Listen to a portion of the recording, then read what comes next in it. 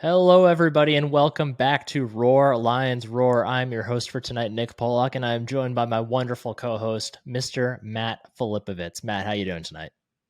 Nick, I'm good. I'm excited. It's the home opener. This is always one of my favorite weekends of the year, especially when I was a student. I absolutely love this weekend, so I'm happy we get to go into this one with Penn State at 1-0. So should be a fun opener. Yeah, in case you missed it, I don't know how you could, but in case you missed it, Penn State did win last week on the road at Purdue 35-31. So they will come back to the friendly confines of Beaver Stadium with a wonderful 1-0 record, James Franklin's favorite record, 1-0. And this True. week they are going to get a bit of a foot off the gas pedal a little bit here with the Ohio Bobcats. Should not be as difficult of a challenge as the Purdue Boilermakers were. But you never know, because look back just to 2012 and Bill O'Brien's first game when Penn State lost to those same Bobcats 24-14. We're going to talk a little bit about that game because I went back and rewatched the highlights a second ago, and it was pretty hilarious in retrospect.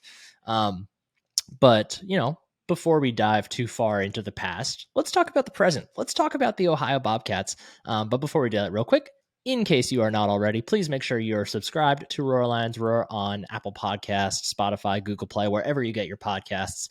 And if you have the ability to do so because you haven't already, please go ahead and leave us a 5-star review on Apple Podcasts and Spotify. And if you do that on Apple Podcasts, you can also leave us a question in the comment that accompanies your 5-star review, and we'll happily answer it on the podcast. Also, of podcast business here, please make sure that you tune in on our YouTube channel before the game on Saturday, where Matt and I will be doing a live stream and, just running down some things about the game or whatever we feel like talking about before the game. So you can tune in on YouTube there and ask questions live and join us for all the week one fun that can be had. Are you making breakfast before it, during it? What are we thinking here? I know it's early for you. It's also kind of early for me. Comparatively.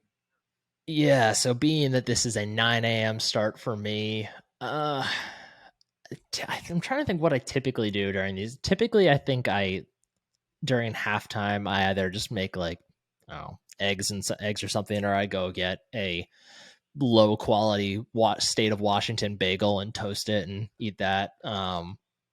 Yeah, I'll probably do something like that. What are you gonna do? I might make myself an omelet, or I might venture down. I don't live far from Chicago Bagel Authority, and they have a couple really good breakfast sandwiches I like. So maybe I'll venture down there, take a nice little walk in the morning. Maybe we'll see. Not a big That is bagel guy. Well, that's because you didn't grow up in New York or New Jersey like myself. That's true. That's Um, fair. I do. So I like where I live. I like living in a suburb as opposed to a city, but I do really enjoy the convenience when you are in a city of being able to just walk a couple blocks and do something like get a solid breakfast sandwich. So I am Yeah. jealous of you in that regard. There's a breakfast Yeah. sandwich. The one closer to Uh, me has a Penn State like painting in the window that's for sale. And every time I walk in, one of the kids behind the counter, I say kids, they're probably like 19. They're like, "You want to buy that?" And I'm like, "In no way, shape, or form do I want to buy this Penn State painting you have in your like coffee shop window. It's like $75. It's hand painted. It's beautiful, but like I don't have a place to hang it, and I hate that like I can't wear a Penn State shirt into that place because somebody's going to ask me to buy the painting in the window. well, you know what? Maybe you can wear a shirt that you can also get from our wonderful sponsor, who we'll talk about later in the show Yeah, instead that's next true. time you go in there. That's true. I But could. first, let's talk about these Ohio Bobcats. So neither of us are experts on the Bobcats, nor will we pretend to be so. But we have some information we can share here. We know that they are 104th in the SP Plus ratings, Bill Connolly's advanced stat ratings. We know they're the 102nd ranked offense in those ratings, the number 98 defense, and the number 88 special teams. We also know that they beat FAU in week one, 41-38. Quarterback Curtis Rourke was 27 of 34 for 345 yards and 4 touchdowns. Running back I'm assuming it is Cy Banger, which is a fantastic name. I hope that's not a Awesome typo name. that my phone put in there, but 23 carries for 114 yards. And we also know their punter, whose name escapes me now. I believe he averaged 44 yards a punt in week one. So, kind of solid all across the board for them. Obviously, not high expectations for the Ohio Bobcats coming into this season, but, they look spunky at least. Yeah, they moved the ball against a Charlotte team, not Charlotte team, excuse me, against an FAU team that killed a Charlotte team, like destroyed them back in week 0. A name to know is probably James Bostic, a Power 5 transfer down to that level. He currently leads the MAC in receiving yards. Granted, it's week 1. One big game will do that for you, but Power 5 talent going up against MAC competition is going to put up some good numbers. So I think he could be a little bit of an issue, but after what Penn State saw against Purdue, I'm not really worried about a passing game being able to replicate that or wanting to try to replicate that, especially considering how that game ended. Yeah. I was trying to think back before this, just thinking back to Penn State playing non-conference games under James Franklin. And they didn't blow out. I guess they did blow out Villanova, but I'm gonna remove FCS teams from this discussion.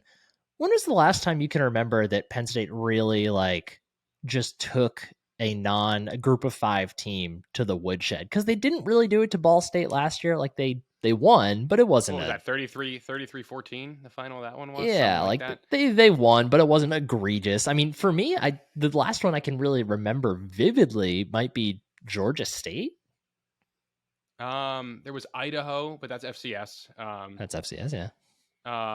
Georgia State was 2017. Was that the same year they played Kent State and they won 63-10?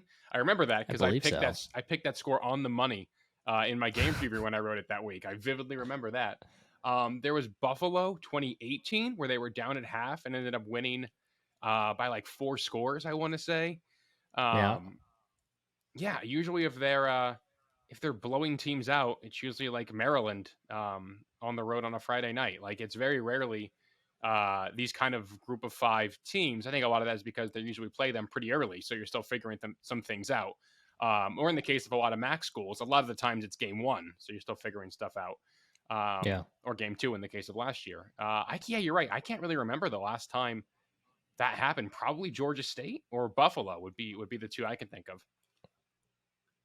Given the few facts here I'm going to rattle off, I think this is probably the best opportunity they've had to do that in a little bit. One, because it's the first time in a while they have a returning offense coordinator and quarterback. We've talked about how important that connection is, and it's been a long time since they've had 2 years of that. So that's a major factor. I think that I think James Franklin we know he's very aware of the public perception of the run game struggles.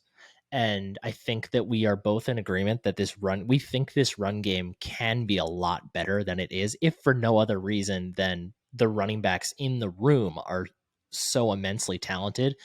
I think that we will see them, really give a full effort into letting those guys run wild as much as they can. And also, this Penn State defense is just so strong, and the secondary in particular is just so strong. Usually when you're playing teams like this, the way that they are able to score is, sneaking in like a 40-yard out of nowhere completion on 3rd and 2 or something like that.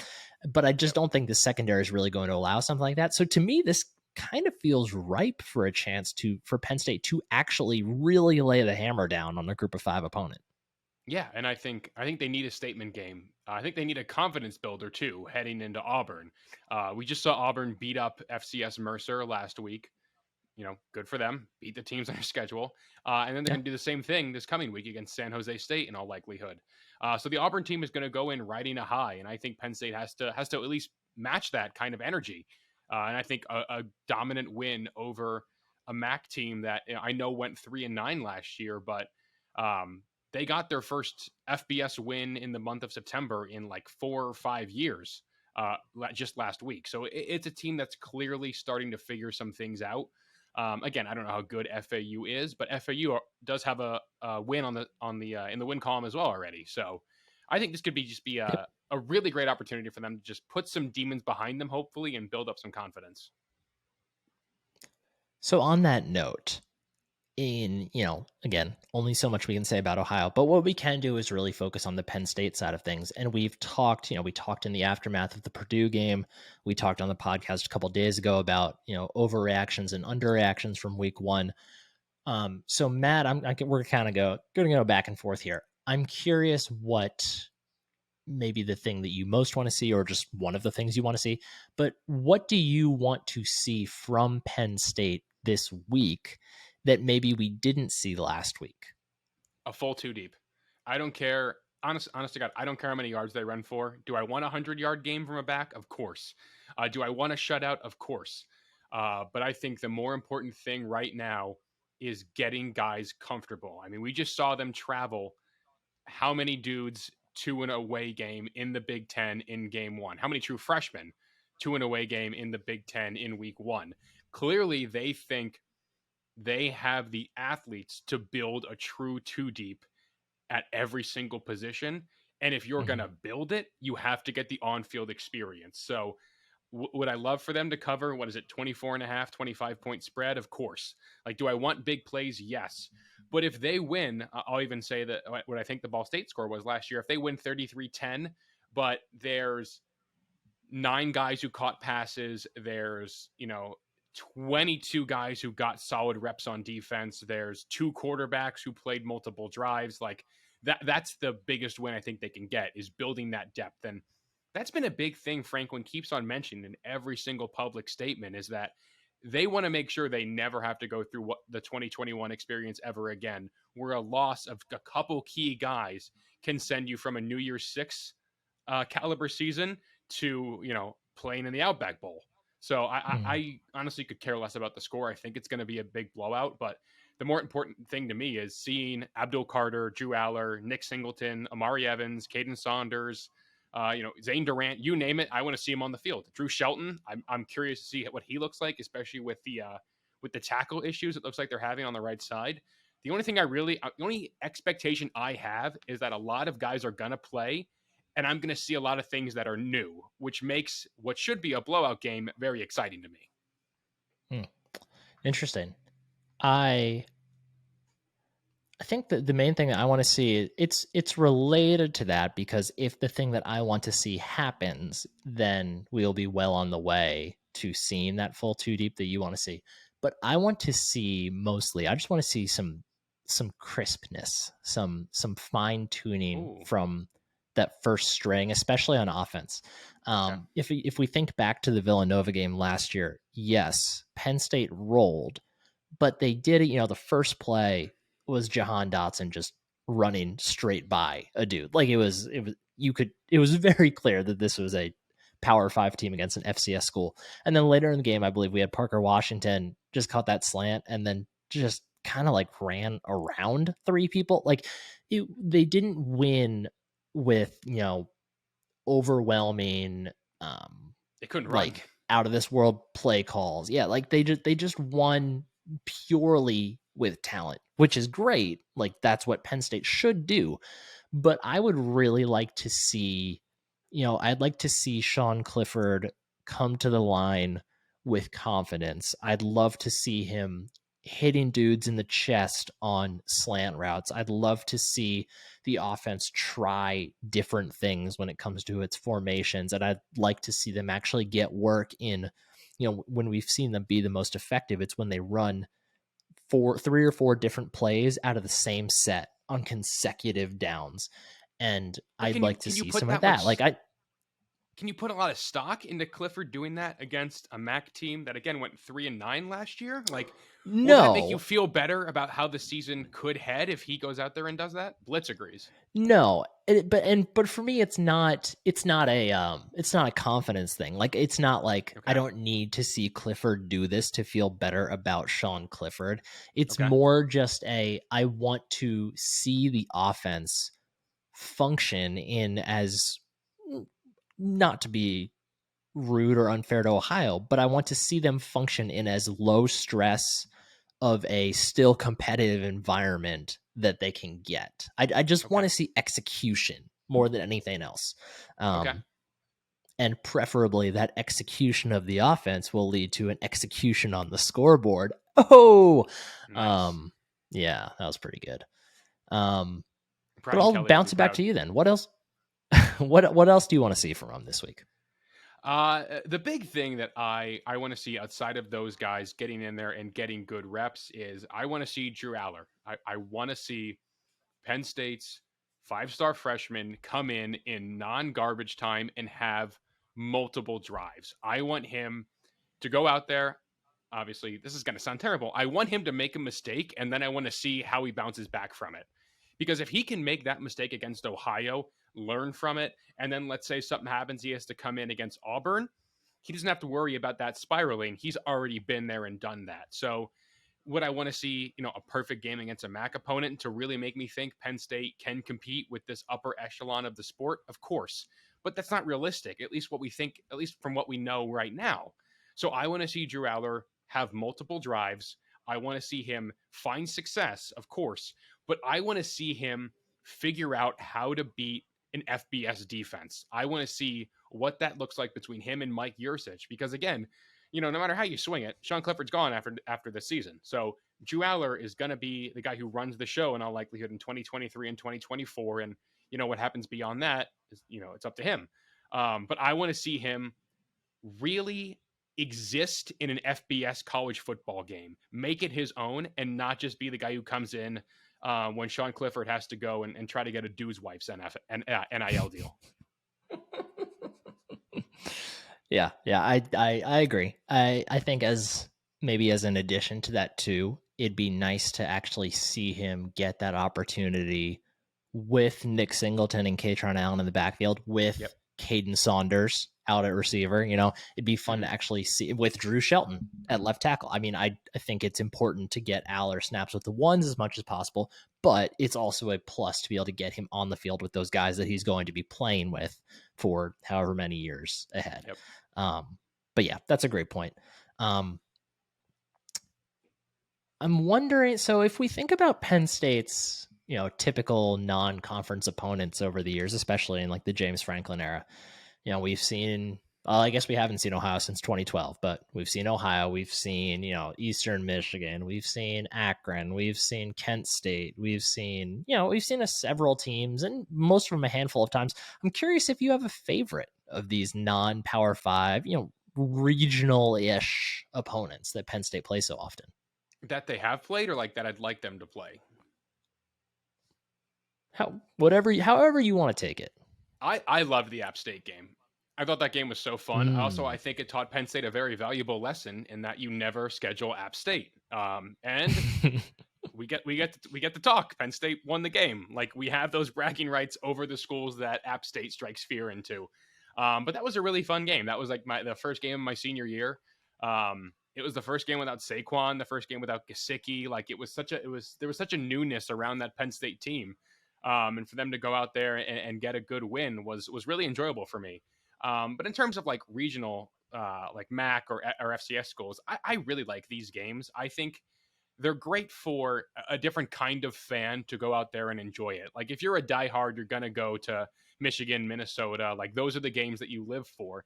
I think these games are just great opportunities for just young families and those young fans to get out there and enjoy that atmosphere in a much lower stakes environment. Like, I come from a Penn State family. Sure. I grew up around these kind of games. These are the games that I went to when I was younger.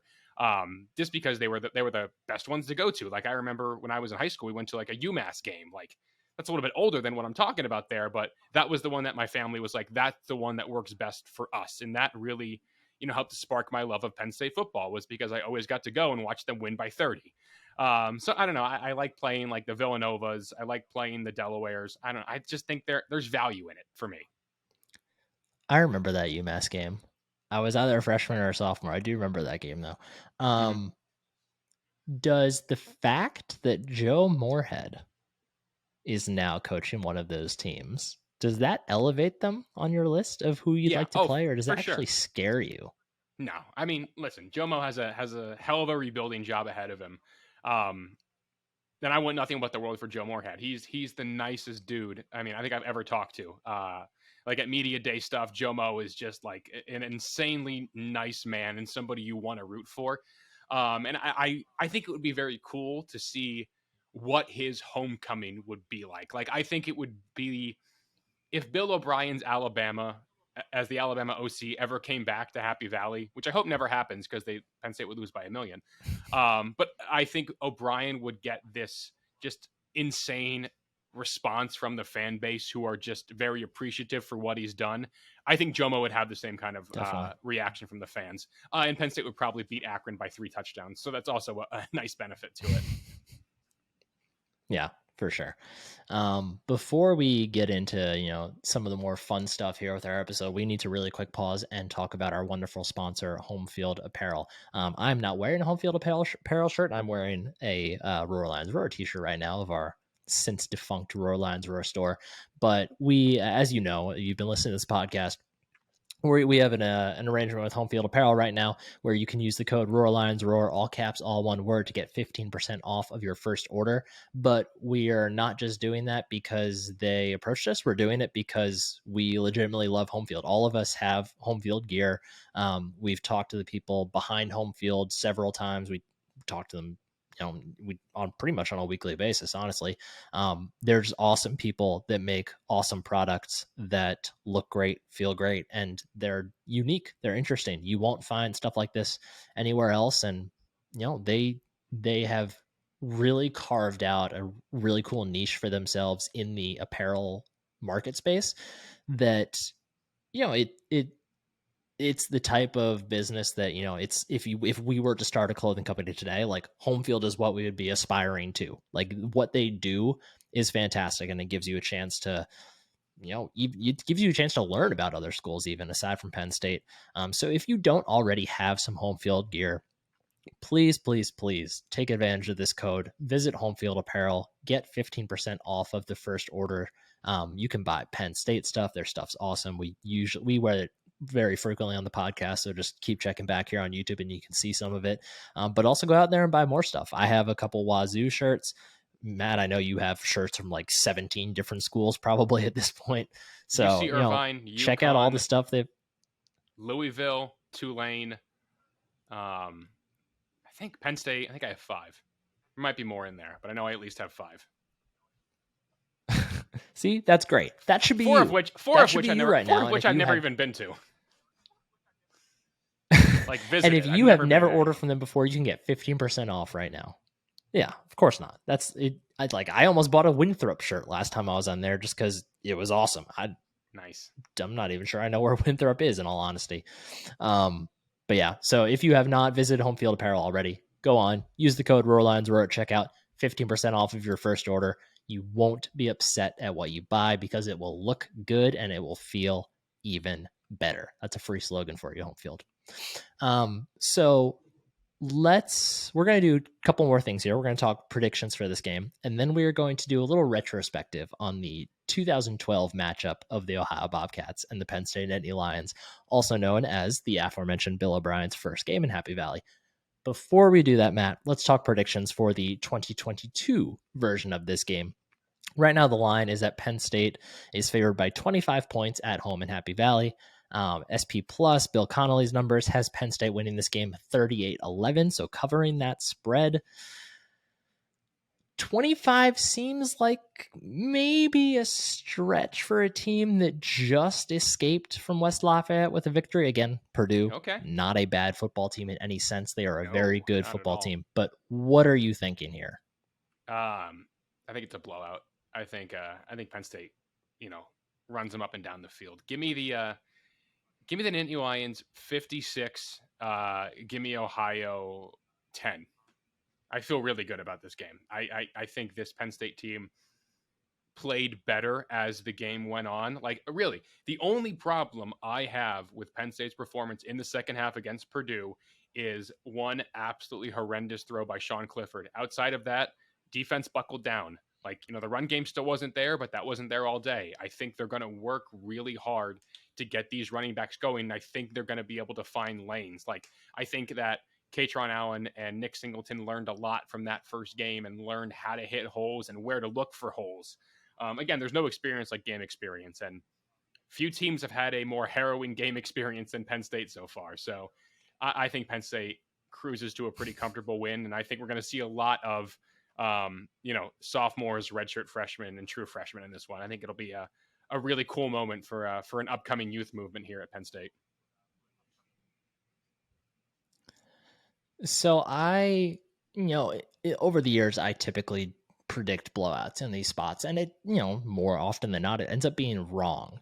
But I really like the last point you brought up there about, I think that the staff this year, with the group of freshmen, especially they have right now, are going to be more motivated than ever to find as many opportunities to get them. And of course, the main one being Drew Aller, going to find as many opportunities as they can to get those guys on the field beyond, the last 5 minutes of just handoff time. So for that reason, I agree. I think that Penn State rolls in this one. And I think that I don't think they take the foot off the gas pedal until they have like a 28-30 point lead. And I think that their goal is going to be to do that as early into the third quarter as they can, so they can get Drew Aller and then probably even Bo Pribula or Christian Veer, whoever ends up being the third string that game. I think they're going to work as hard as they can to get those guys like a solid 16, 17 minutes of game time, because to your point earlier, depth is important. And it's something that Penn State learned the hard way last year. And not that this is necessarily, not that we're talking about a situation where the guys on the 2 deep are all going to be all the ones cycling into the game. We're more talking about like bottom of the 2, 3 deep, maybe even the 4 deep.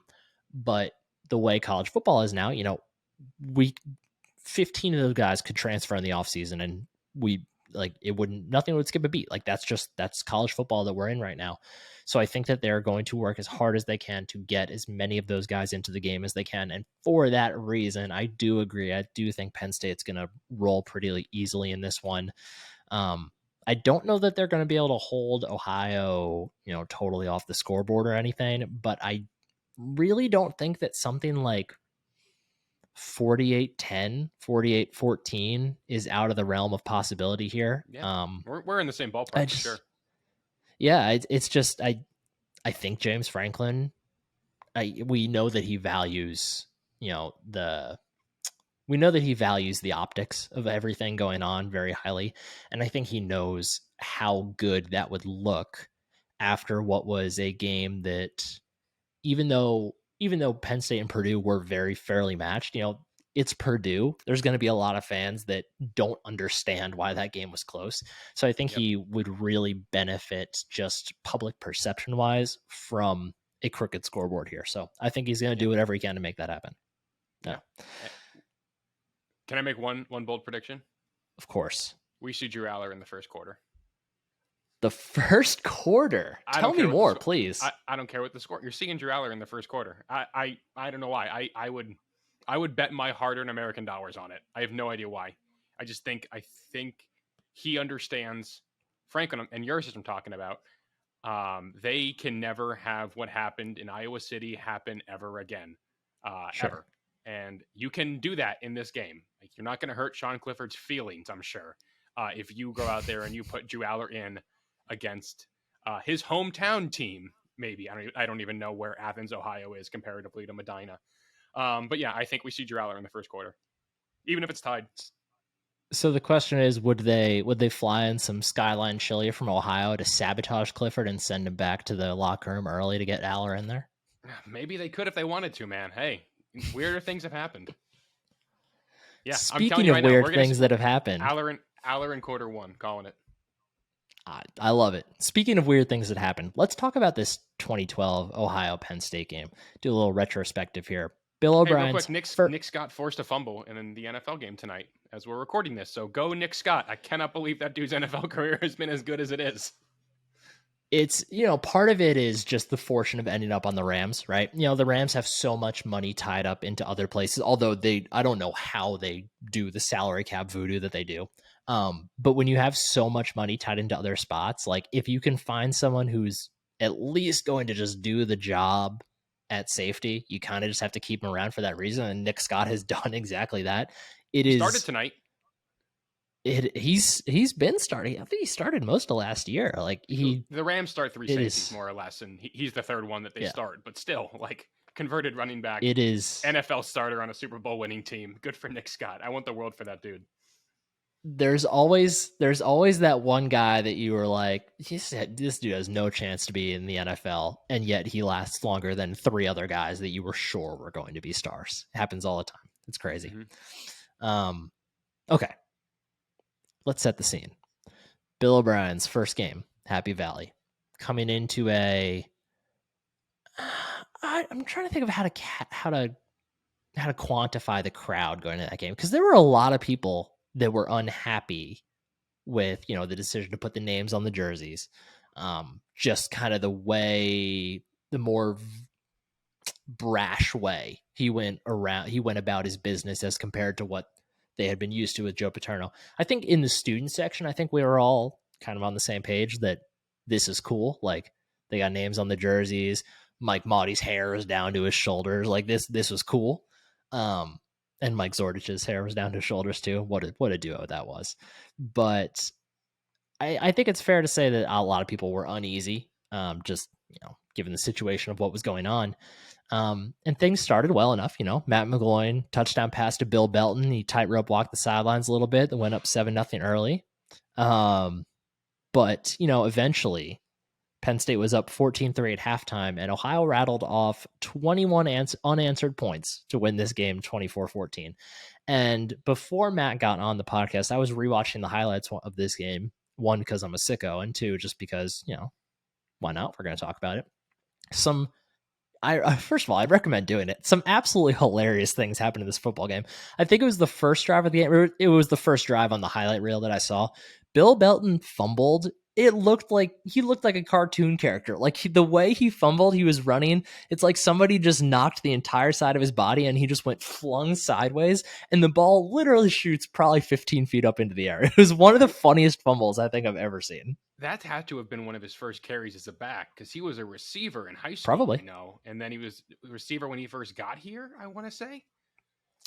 He was, because Trevor Williams on that team was as well, because he was a receiver when he first started, and then he played in the NFL as a corner for like 5 years. Yeah, because in 2011, Bill Belton was definitely still was it Bill Belton? No, I'm trying. Who was it that played Wildcat quarterback when? Was it Curtis Drake? No, in the Ohio State. Was it Curtis Drake? Oh man. Before him and McGloin. No, because Curtis Drake, or was it Curtis Drake and McGloin got in the fight before the Ohio State game? Yeah. Or the bowl game. Well, whatever it was. Regardless, I'm fairly certain this is Bill Belton's first year as a running back, because he came in as a wide receiver initially. But yeah, so that was probably carry no more than number like 5, depending on when it happened. And I don't know if there was a drive before that one I saw. But yeah, it was a literal like comic book fumble. It was amazing. And then the next thing that happens on that highlight reel is everyone's favorite linebacker, Naeem Wortman at the time, Wortman, blocked a punt, and that ball went so high into the air that nobody around it even saw it. Like, there's one Penn State guy that recovers it, that it, like, was tracking it the whole way, but it literally went like out of the camera's range. You couldn't see it. Just 2 absolutely absurd things to start the game. Ridiculous. I feel like that game had to happen for the rest of 2012 to feel as special. Like, 2012 was my favorite season of Penn State football. It was like one of the first seasons it was so much fun. Really dug in and like fall. Like, I remember I was at Northwestern 2010. I was at Temple at the Link 2011.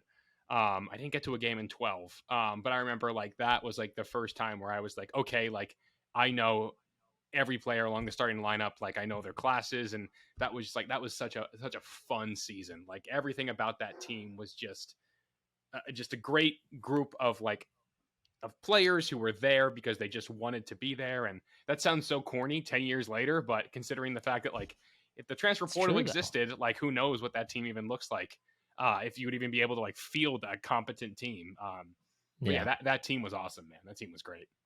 Yeah. That was, I mean, just rattle off the name. You got Maudie, you got Zordich, you got McGloin, you got Jordan Hill, you have think Zettel was on the team as a freshman at that point, maybe, but he was on the team. Maybe Kyle Carter.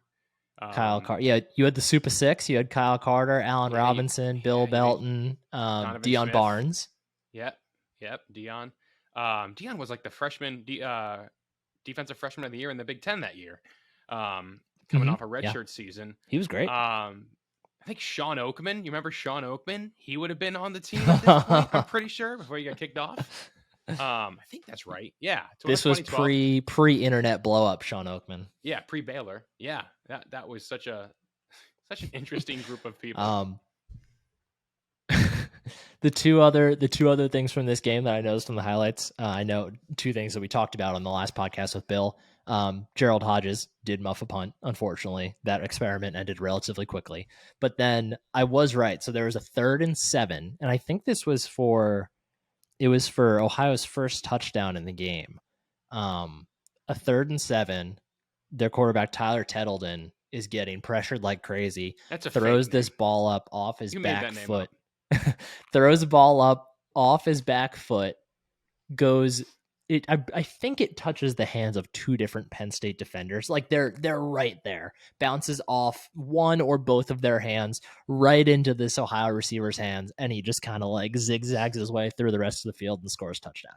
Like that, I feel like that was the moment where, like, what was I? 2012. So that was my senior year. I was still like,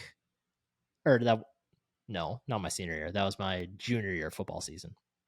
I still was like, before that game started, I was like, maybe they'll be okay. Like Bill O'Brien's a smart dude. They still have a lot of pieces. Maybe they'll be all right. When that play happened, I was like, oh no, this is not going to be a fun season. Thankfully it was, but yeah. But yeah, between that and then I swear there was one play where a ball deflected like 12 yards back in someone's hand in the end zone, but maybe it really was the one that Bill said where it deflected off Trevor Williams' hands and into somebody else's, or off somebody into Trevor Williams' hands, whatever it was. I will give you, Matt, I'll give you $10 via Venmo if you can tell me who caught the other touchdown for Penn State in this game aside from Bill Belton. Aside from Bill Belton. Alex and Kenny. I'll even give you a hint. It was a tight end. Okay, so it's not Brandon Mosby-Felder. It's not Kenny. It wouldn't have been Jesse he was still Brandon Felder at that point. Okay, it was before he was Mosby-Felder. It's a tight end. No, it wouldn't have been Lehman. Gary Gilliam. You were so close. It was Matt Lehman. Was it Lehman? Damn. You had it. You had it right there. I didn't think Lehman scored that. I didn't think Lehman scored multiple. Well, he scored at Nebraska. Never forget. But I don't think he scored. I didn't think he scored that many. I should have went with Lehman, because Gilliam would have still been a tight end at this point. It was before they were so desperate for offensive linemen. They shifted him in. Huh. I should have said I'm so glad you said that, because that now leads me to my transition where, yes, this was before Gary Gilliam became an offensive lineman and eventually went to the NFL and played offensive lineman for the Seahawks and caught a touchdown in their miraculous comeback against the Packers in the the NFC Championship game. Thank you for giving my Seahawks avenue to me in this podcast, Matt. Thank you for that. Who threw it to Gary Gilliam? Oh, John Ryan, the punter. Right, I'm impressed. Actually, I'm not. It was a fake punt. Yeah, a fake field goal, I thought. And for bonus points, it victimized former Buckeye AJ Hawk in the process, because AJ Hawk is running straight at John Ryan and he has to make a decision. Are you going to go after the punter, or are you going to let the offensive lineman roam free into the end zone? He went after Ryan, and Ryan just floats this little ball up, and Gilliam, obviously former tight end, catches it, touchdown, comeback is on. It was beautiful. I think that's probably enough retrospective for now. However, I do like this. We should do more when they play common opponents like this that they've played before. We should find funny games they've played in the past and continue to look back at this in the future. I like this. I don't think we have any more in the non-con. Auburn, just the one. And that's so not fresh. In the non-con, no. Yeah, I don't remember Central Michigan. Have they played them recently? I don't remember. I know they've played Eastern Michigan a ton. Oh, I don't know. Maybe they've played every other directional Michigan. That's true. That is true. Yeah. I'm sure we wouldn't have to look that hard to find the last time they played Central. Yeah. But I think that's probably enough for today. As a reminder, if you are not already subscribed to the podcast, please make sure you do so on Apple Podcasts, Spotify, Google Play, wherever you get your podcasts. Please make sure to leave us a 5-star review on Apple Podcasts and Spotify. If you leave a comment with a question, we will happily answer it on the podcast. Please also make sure that you are subscribed to us on YouTube so you can tune in for our pregame channel before the game. We'll probably do it from, let's see, the game's at noon Eastern time. Let me do this in my head. We'll probably be live from like 10:30 a.m. to 11:30 a.m. Eastern time. Yes, I will have to wake up early, but I'm willing to do that for you. You're very brave. Also, if you are on Twitter, which I assume you are, after the game is over, we'll probably end up doing a Twitter Spaces again. Last week was awesome. We had a whole bunch of people hop in and ask questions. It was a lot of fun. I remember so I was at a bar. On Twitter, I was at a bar, so I couldn't join. Blog. But... Yeah.